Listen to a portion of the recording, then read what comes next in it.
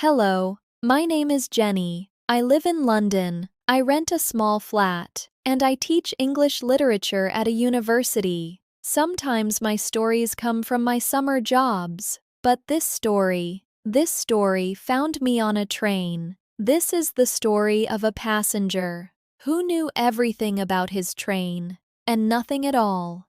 If stories like this help you learn English, please subscribe. And if you like mysteries, give this video a like. It means a lot. Now, listen carefully. Every detail is important. He sat opposite me. An old man, maybe 70, in his best suit, an old brown suitcase, and a small piece of paper in his hand. He was holding that paper very carefully, like something made of glass. When he saw me looking, he put it quickly into his pocket. Remember that paper, my friend. Remember it. The train started, and the old man smiled at me. Beautiful train, he said. I take this train every month, for 10 years. I visit my brother in Edinburgh. I know this journey like my own hand. That's nice, I said. And I opened my book. But you know me. I am a teacher, and a teacher watches people, like she watches students during a test. And something was strange, the man said. I take this train every month. But look at him, right now. He is opening the route map, and he is reading it, slowly, station by station, with his finger on the paper. Tell me, my friend, do you read the map of a journey you make every month? I don't. I know my stations. My finger stays at home. Tick, tick, tick, said the train. And I watched. Then the conductor came. The old man gave him his ticket and asked, Excuse me, where is the buffet car, please? The conductor smiled. Coach C, sir. Same as always. Same as always. 10 years of journeys. And he doesn't know where the tea is? I take this train 3 times a year, and even I know. Coach C, tick, tick, tick, tick. I closed my book. So, I said, every month for 10 years. You must know every stone on this route. Oh yes, he said happily. Every stone. For example, the train always stops at York. Always. I like York very much. And there it was, my friend. This train does not stop at York. It is a fast train, an express. It passes York. It never stops there. I know, because every year I want to visit York, and every year this train carries me past it. So, the man with the monthly ticket was reading the route map, could not find the buffet car, and was waiting for a stop. That does not exist. His words said, I take this train every month. But his hands, his eyes, everything he was doing, said something different. His words were present simple, but his truth was happening right now. Who was he? Why the lie? And what was on that paper?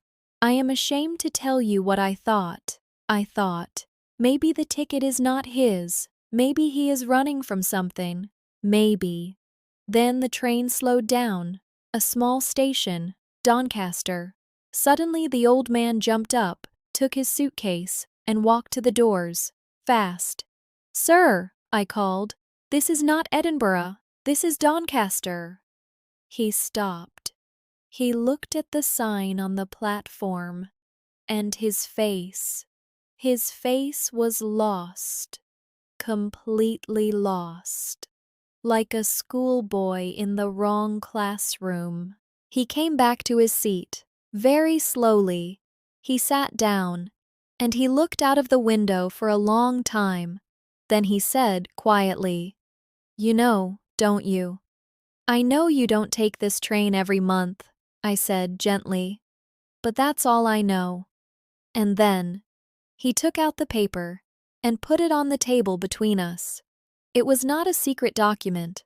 It was not a stolen ticket. It was a photograph. A little girl, maybe 6 years old, with a big smile and no front teeth. My granddaughter, he said. Her name is Lucy. I have a son in Edinburgh. We stopped talking, many years ago. A stupid old argument. Last month he wrote to me. He said, "Dad, come, Lucy asks about you." The old man touched the photo. This is my first time on this train. My first time in 30 years going anywhere. I was afraid.